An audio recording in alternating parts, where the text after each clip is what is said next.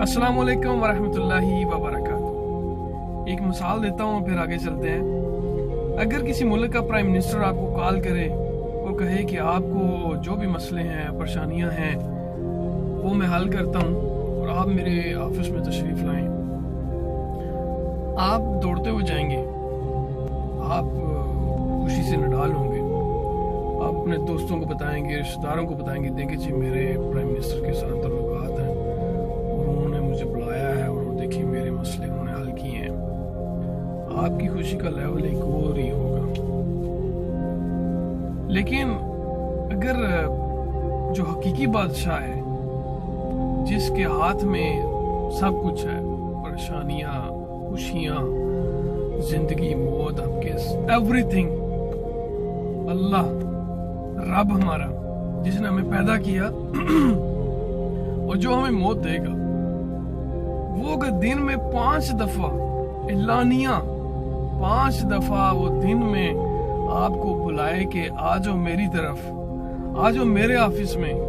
आ जाओ मेरे घर में, मैं आपकी परेशानियां सुनता हूँ, मैं आपके मसले हल करता हूँ, जो भी आपको चाहिए मुझसे मांगो, मेरी तरफ आओ, और 5 दफा बुलाए और सोचें कि अगर हम फिर भी ना जाएं, अगर हम उसके बुलाने पे भी ना जाएं, जो रब है, जो हमारे मसले और सुनना चाहता है, वो खुश होता है, आप मांगे उससे, वो खुश होगा और उसको कोई कमी भी नहीं होगी, उसके खजाने में कोई कमी नहीं है, उसे कोई मसला नहीं है। फिर भी हम ना जाएं तो बताएं कि कौन समझदार है? वो समझदार है कि जो इस बुलावे को समझ गया और खुशी के साथ दौड़ता हुआ गया, या वो समझदार है कि जिसे कोई परवाह ही कोई ना हुई और वो अपने काम में मसरूफ है और वो अपनी परेशानियां लेके बैठा हुआ है और वो इधर और उधर दौड़ रहा है, कभी उसके पास जाता है, कभी इसके पास जाता है कि यार ये मेरा मसला हल कर दो, मैं बड़ा परेशान हूँ, मुझे ये हो गया, मुझे वो हो गया, और वो जो अल्लाह है वो बुला रहा है उसे, लेकिन फिर भी नहीं जाता। इसमें एक तो शैतान और दूसरा हमारा नफ्स कैसे ये हमें ट्रैप करते हैं कि शैतान जो है वो सबसे पहले तो आपके अंदर बेयकीनी पैदा करेगा। आप देखेंगे कुछ लोग ऐसे हैं कि जिनको नमाज से कोई कंसर्न ही कोई नहीं है।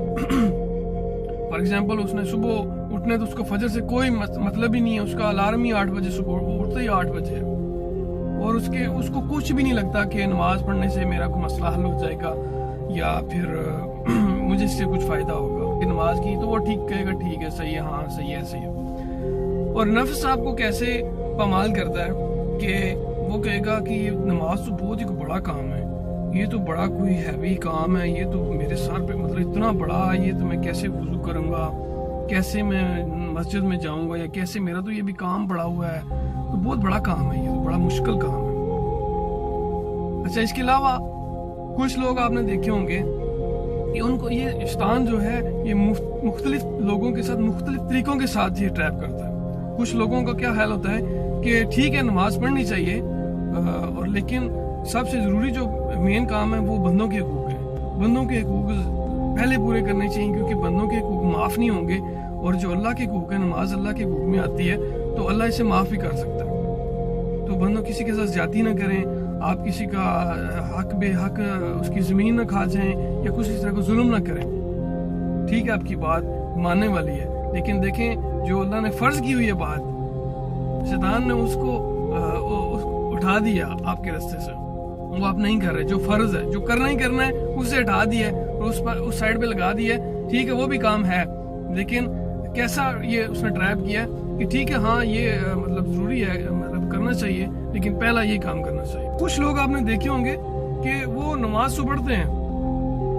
कभी पढ़ ली कभी ना पढ़ी, पढ़ ली तो पढ़ ली, ना पढ़ी तो ना पढ़ी।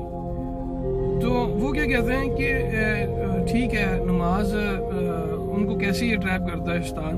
कि यार ये काम पहले ज़रूरी है। अगर तुम फॉर एग्जांपल उसने सुबह की नमाज पढ़ी लेकिन दिन को वो बाज़ार चला गया तो वो बड़ा मसरूफ़ हो गया वहाँ पे, तो वो कहेगा यार कि ठीक है मैं बाज़ार पड़ा हूँ, मैं ये काम करना बड़ा ज़रूरी है, तो मैं अभी किधर मस्जिद ढूंढूं, किधर मैं नमाज पढ़ूं, तो वो उसको थोड़ा इस लेवल पे कंफ्यूज करके उसकी नमाज वो रुकवा देगा। और अल्लाह की ज़ात क्या कह रही है? अल्लाह की ज़ात कह रही है कि जो جو بندہ میرے لیے ٹائم نکالتا ہے میں اس کے کام آسان کر دیتا ہوں، اور جو بندہ میرے لیے ٹائم نہیں نکالتا میں اس کے کام مشکل کر دیتا ہوں۔ اس کی مثال میں ایسے آپ کو دیتا ہوں کہ آپ گھر سے نکلے ہیں اور آپ نے کوئی چیز لینی ہے بازار سے، اگر آپ کا کام اللہ نے آسان کیا ہوا ہے تو آپ کو اللہ ڈائریکٹ اس دکان پہ یا اس جگہ پہ پہنچائے گا جدھر سے وہ چیز ملنی ہے یا جدھر سے آپ کا وہ کام ہونا ہے، اور آپ آرام کے ساتھ جائیں گے، وہ کام کریں گے اور سیدھا گھر آ جائیں گے، آپ کو کوئی مسئلہ کوئی پریشانی نہیں ہوگی۔ اور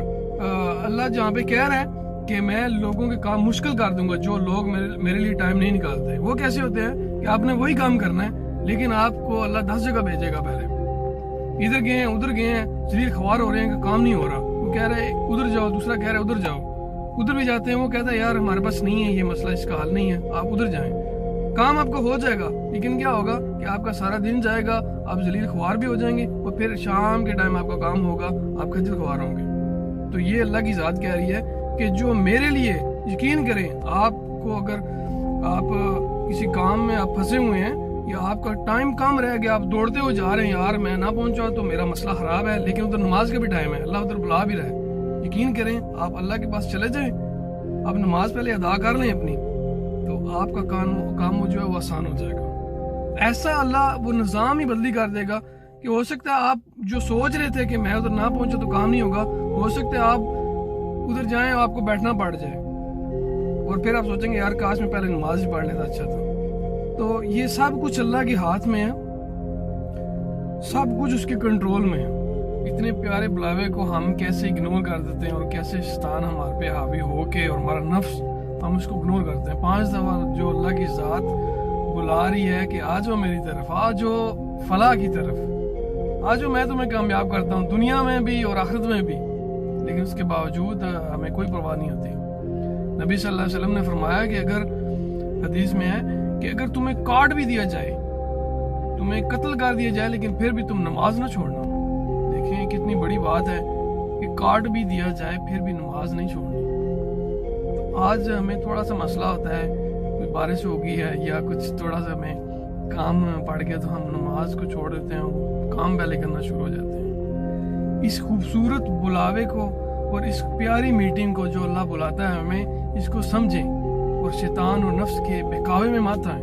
مت سوچیں کہ بہت بڑا کام ہے، مت سوچیں کہ یہ پتہ نہیں کیا چیز ہے، یقین مانیں کہ اسی میں ساری خیر ہے، اسی میں سارے برکتیں ہیں۔ آپ جا کے اللہ سے مانگیں، اللہ کو بتائیں، کچھ چھوٹا سا، نبی صلی اللہ علیہ وسلم نے فرمایا کہ آپ کے جوتے کا تسمہ بھی ٹوٹ جاتا ہے تو آپ اللہ سے مانگیں، وہ دے گا، اسے کوئی مسئلہ نہیں ہے۔ شرم میں، اس میں شرم والی کوئی بات نہیں ہے، وہ آپ کا مالک ہے، رب ہے، وہ اس نے آپ کو پیدا کیا ہے۔ اور نبی صلی اللہ علیہ وسلم نے فرمایا کہ کامیاب وہ ہے جس نے نماز ادا کر لی،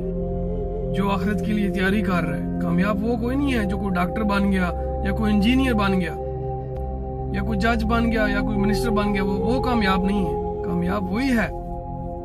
جو آخرت کے لیے تیاری کر رہا ہے، جو نماز ادا کر رہا ہے، جو اس پیارے بلاوے کو، جو اس پیاری میٹنگ کو جو 5 دفعہ اعلان ہوتا ہے اس کو سمجھ گیا اور اللہ کے حضور چلا گیا، وہ کامیاب ہے۔